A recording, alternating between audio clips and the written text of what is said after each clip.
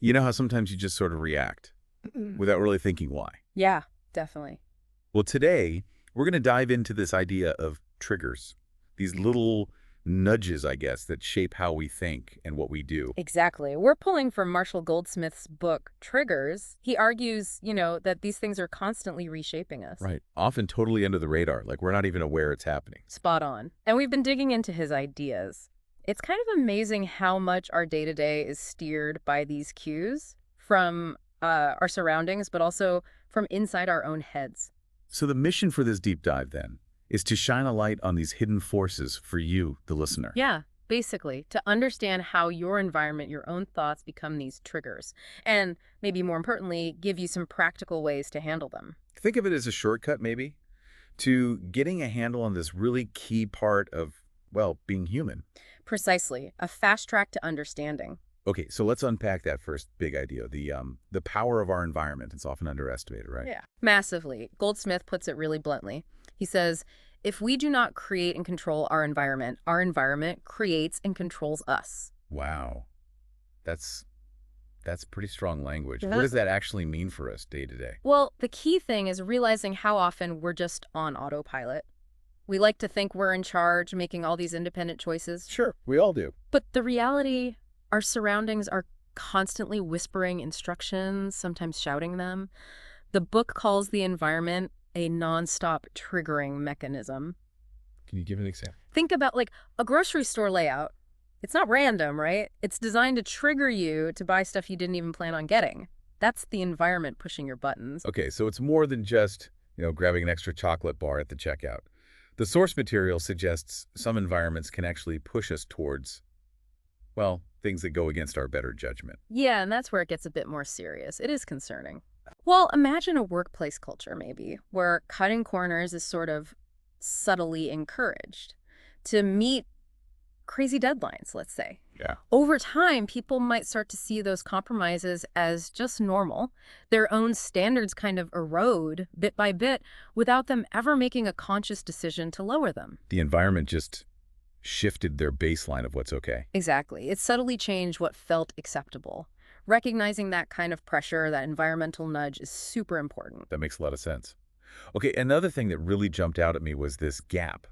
The gap between wanting to change and, actually doing it. Ah, yes. The classic knowing-doing gap. The book talks about how motivation, even understanding what to do, doesn't automatically mean we'll act on it.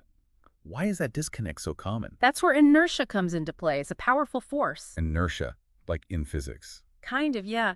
Think about trying to push a really heavy rock that's just sitting there. You know you need to move it. You might even really want to move it. With that first push. Exactly.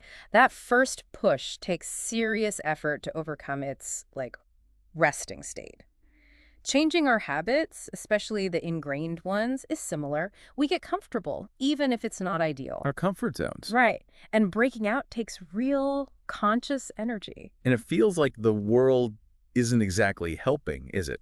It just keeps throwing things at us, triggers that can knock us right off course. Oh, absolutely. The world is full of them. Plus, the book mentions when the change involves other people, like, say, improving how you communicate with your partner or colleagues, it gets even messier. Definitely. Because then you need their buy-in, right? You need them to see you're trying, maybe even change how they react to you. So it's not just your own battle. Not at all. Change rarely happens in a vacuum. Our relationships, our interactions, they're huge sources of triggers themselves. A sharp comment from someone can just, poof, there goes your plan to be more patient. Yeah, navigating those interpersonal triggers while trying to change yourself, that's a whole other level of difficulty. It really is. Okay, this leads us nicely into something really interesting. Belief triggers. These sound like the internal saboteurs, the stories we tell ourselves that stop us before we even start. That's a great way to put it. Yeah, there are these inner beliefs that can really undermine our efforts. Let's go through a few. I have a feeling some of these are going to sound pretty familiar to listeners, maybe to us too. I wouldn't be surprised. Okay, first one. If I understand, I will do. Seems logical, right? If I know how, I'll do it. But the book says, not so fast. Yeah, it's a common trap. Knowing you should eat healthier doesn't magically make you choose the salad over the pizza. Right. So why the gap there? Because understanding is just cognitive, it's just knowing. But actually doing it means navigating all those other triggers we talked about, the environment, your emotions. Like the comfy couch calling your name when you know you should go for a run? Exactly. The couch, the TV show, feeling tired. Understanding is step one, but behavior change needs you to manage those real-world, in-the-moment triggers.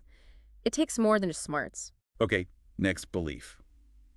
I have willpower and won't give in to temptation. We lean on this one a lot, don't we? We do. We think of willpower as this, like muscle. But Goldsmith suggests we overestimate that muscle and really underestimate the power of those external triggers. That's a huge insight from the book. Relying only on willpower, it's often like, I don't know, trying to stop a tidal wave with your bare hands. Huh, good analogy.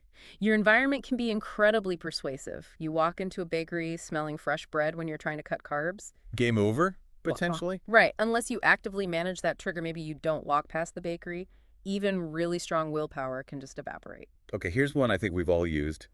Today is a special day. The exception clause. Totally. It's the birthday, the holiday, the Friday.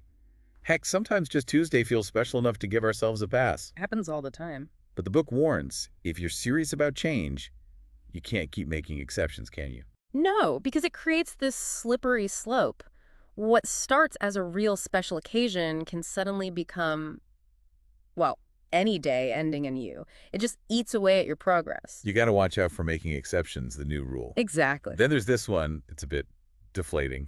At least I'm better than, comparing yourself downward. The low bar comparison, yeah. You're finding someone who's doing worse just to feel okay about where you are. It's a form of settling, isn't it? I mean, a bit of perspective is fine, but if you're always comparing yourself to the lowest common denominator... You're not pushing yourself. Right. It just stifles your own potential. The focus should be on your journey, your improvement, not just being slightly better than someone else. Okay, how about, I shouldn't need help and structure. This one feels like pride, or maybe just wanting things to be simpler.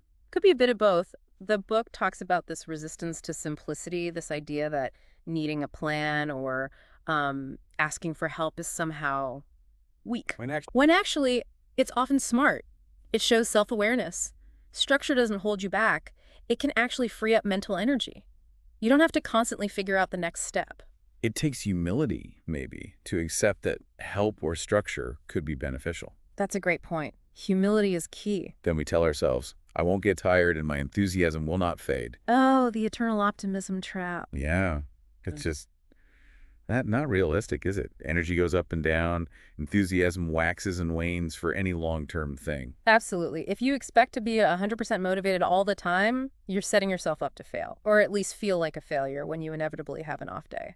So the key is acknowledging it. Expect the dips. Plan for the fatigue. Have strategies ready for when motivation is low instead of being shocked and giving up. Right. Prepare for the reality, not the fantasy. Okay, here's a funny pair. I have all the time in the world. The infinite time illusion. Yeah. But at the same time, we constantly underestimate how long things will actually take. It's bizarre, isn't it? We think time is endless in the future, but we're terrible at judging it in the present. So we procrastinate. Exactly. We put things off, assuming future me will magically have more time or energy, which, rarely pans out. It's a real block to taking action now. Okay. Related to that, maybe. I won't get distracted, and nothing unexpected will occur. Pure fantasy. Right. Life is distraction. Life is the unexpected thing happening. If you don't plan for disruptions, you're basically planning to get derailed. It's about being realistic. Things will come up. So anticipate. Have backup plans. Yeah, be proactive. Don't just cross your fingers and hope for a clear run. What about this one?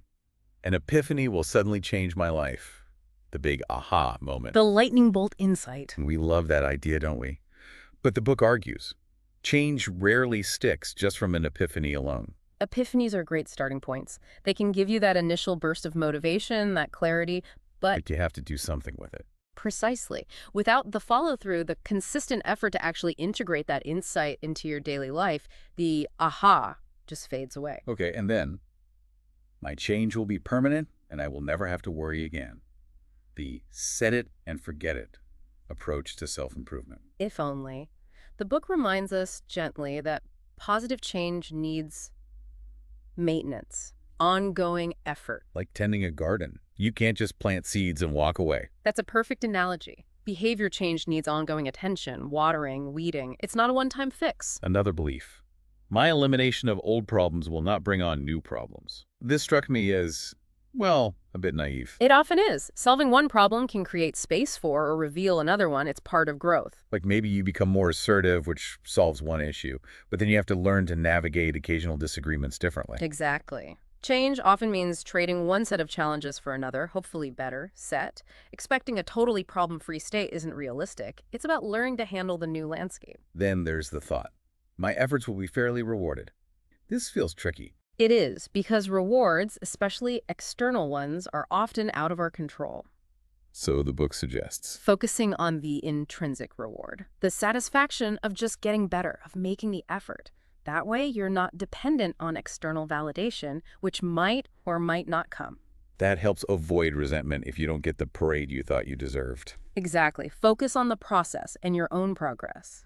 What about thinking, no one is paying attention to me, sort of feeling invisible?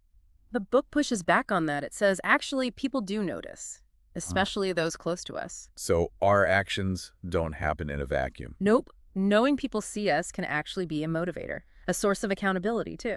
Interesting. Okay, how about, if I change, I am inauthentic. Feeling like changing means betraying your true self. Yeah, that fear of losing yourself can be a real barrier. It suggests we're fixed, static beings. Whereas the book implies. That we can evolve. That authenticity isn't about being stuck. It's about aligning your actions with your current values and goals. Change can actually make you more authentic. Redefining yourself is possible. Absolutely. And the last one here. I have the wisdom to assess my own behavior.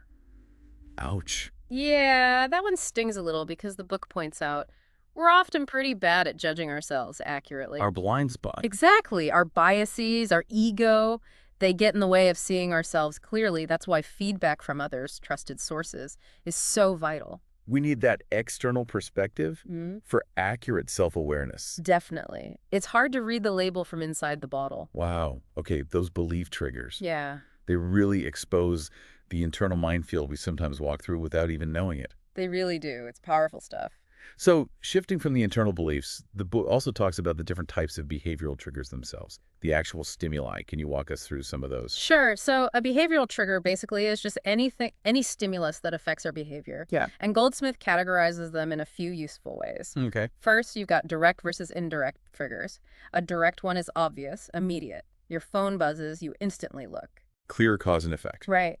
An indirect trigger is more subtle, maybe delayed, like a really stressful commute might make you snap at your kids later that evening. The link isn't as obvious in the moment. Got it. What else? Then there's external versus internal. External triggers come from the environment sites, sounds, people, the office donuts. The donuts again. Always the donuts. Yeah. Internal triggers come from inside you, your thoughts, feelings, even physical sensations like hunger or fatigue. Feeling anxious might trigger nail biting, for instance. That's internal. And are we always aware these triggers are hitting us? Good question. No, not always. Some are conscious you feel tired, so you consciously decide to grab coffee. You know why you're doing it. Makes sense. But many are unconscious. They shape us without us realizing. Like, you might subconsciously start mimicking the body language of the person you're talking to. You're not deciding to do it. Huh. Interesting. The book also mentioned anticipated versus unexpected triggers. Yep. Anticipated is something you know is coming. Like, you know you have a big presentation next week, the pressure builds, that's an anticipated trigger. You can often prepare. And unexpected. Catches you completely off guard. A sudden piece of criticism, maybe, or an unexpected opportunity. Our reactions to those can be much more knee-jerk, less considered. Right. Okay, and finally, there were encouraging and discouraging triggers, and productive versus counterproductive. Exactly. Encouraging triggers make you want to keep doing something, positive feedback, seeing progress. Discouraging triggers make you want to stop hitting a setback, getting criticized. And productive versus counterproductive is about goals. Right. Productive triggers help you move towards your goals. Counterproductive ones hinder you, push you off track. But the really crucial takeaway here is that triggers themselves aren't good or bad. It's how we respond to them. That's it. The response is what matters. Okay, understanding all these types, it really paints a picture of how complex our behavior influences are. So, once we start seeing these triggers in our own lives, what can we actually do? The book talks about forecasting, right? Yes, forecasting. It's the vital next step after you become aware. It means actively looking ahead, thinking about the triggers you might encounter. And there are stages to it. 3 key stages Goldsmith outlines: anticipation, avoidance, and adjustment. Okay, let's break those down. Anticipation sounds like developing trigger radar. Pretty much. It's getting better at recognizing the situations, people, times of day, even your own moods that usually lead to certain behaviors you want to manage. Like knowing that scrolling Instagram right before bed messes up your sleep. Exactly. That's anticipating the trigger and its likely effect. And avoidance seems, well, obvious. Steer clear. It is straightforward but powerful. If you know walking down the snack aisle triggers impulse buys, maybe you just avoid that aisle. Don't expose yourself unnecessarily. Right. Limit exposure to known problem triggers. Strategic avoidance. What about adjustment? That sounds like the plan B, when you can't anticipate or avoid. That's a good way to think about it. Adjustment is changing your plan or your response when a trigger hits. The book suggests this often happens after, like, a moment of insight, or maybe someone gives you some advice that makes you see it differently. So you adapt on the fly. Yeah, you pivot. You try a different approach because the usual one isn't working or isn't wanted. It requires flexibility. The book also really stresses consciously looking at our environment, doesn't it? Asking what we need to create, preserve, eliminate, or accept. Yes, that's crucial. It moves us from being passive victims of our surroundings to being active architects. Designing an environment that helps, not hinders. Exactly. It takes real intention, though. Thinking deliberately about your physical space, your social circles, your routines, and making changes. Okay, so we're aware, we're forecasting, we're trying to shape our environment. What about specific tools? The book really champions daily questions. Ah, yes, the daily questions. Yeah. Powerful tool. You mentioned they're like a commitment device from behavioral economics. Can you unpack that? What do they actually do? So a commitment device basically makes it harder for you to back out of something you intend to do. Like telling everyone you're running a marathon, it makes it harder to quit. Okay, creates accountability. Right. Daily questions work similarly, but often just with yourself. You define specific questions related to your goals, things you want to do every day, like, did I do my best to exercise today? Or did I do my best to listen patiently? And you answer them each day. Yes. Even just asking and answering them in your head reinforces your commitment. It's a daily check-in. It makes it much harder to just let your goals drift away unnoticed. So it keeps your goals, and importantly, your effort towards those goals right in front of you. Exactly that. Effort is key.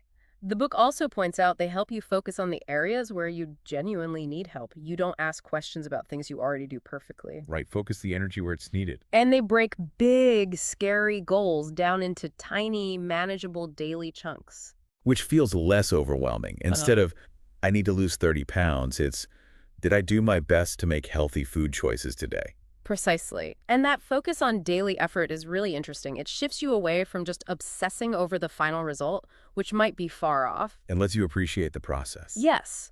You start to value the trying, the consistency. You see that you are making an effort day by day, even if the big results aren't visible yet. It builds self-efficacy. So finding satisfaction in the striving, not just the arriving. Beautifully put. The book really hammers home that change is usually gradual. It's built brick by brick with these small daily efforts. The questions are like checking if you laid a brick today. They reinforce effort leads to improvement, no effort doesn't. Simple but profound. And it sounds like this structure, this daily ritual the questions provide, is really what helps make change stick, makes you more effective. That's the argument. We often resist structure, but Goldsmith makes a strong case that it's often exactly what we need to achieve difficult goals. Daily questions offer a simple, powerful structure. Wow, okay. We've really covered a lot. The environment's grip, those sneaky belief triggers, the different kinds of stimuli, forecasting, daily questions. Is there one final thought or takeaway from Goldsmith's work you think is really central? I think ultimately it comes back to responsibility. Recognizing all these powerful influences that the environment, our beliefs, the triggers, but not using them as excuses. So awareness is an absolution. Exactly. It's the opposite. Awareness gives us the chance to make more conscious choices, to actively use our understanding of triggers to shape our behavior, rather than just being shaped by them. We're not puppets, even if the strings are strong. That's a powerful way to frame it. So to sort of wrap this up for you, the listener, Yeah. the big takeaway seems to be that your behavior is constantly being nudged and shaped by your surroundings, by your own thoughts. These are the I triggers. think they're everywhere. But becoming aware of them, understanding how they work, and then actively using strategies like changing your environment, challenging those unhelpful beliefs, using tools like daily questions for focus and commitment, that's the path to positive change. It really is. It's about moving from being purely reactive to being more intentional, taking the reins, essentially. So here's something for you to think about, a final thought. Considering all these different kinds of triggers we've talked through today, external, internal, conscious, unconscious, Yeah. what's one specific trigger in your daily life that, listening to this, you now recognize really shapes one of your behaviors? And maybe, just as an experiment, what's one small thing you could try this week? Maybe to avoid that trigger, or just to react differently when it pops up. Just a small experiment. See what happens. That's something to really chew on. Thanks for joining us for this deep dive. Yeah, keep exploring these ideas. Keep noticing those triggers in your own world. It's fascinating stuff.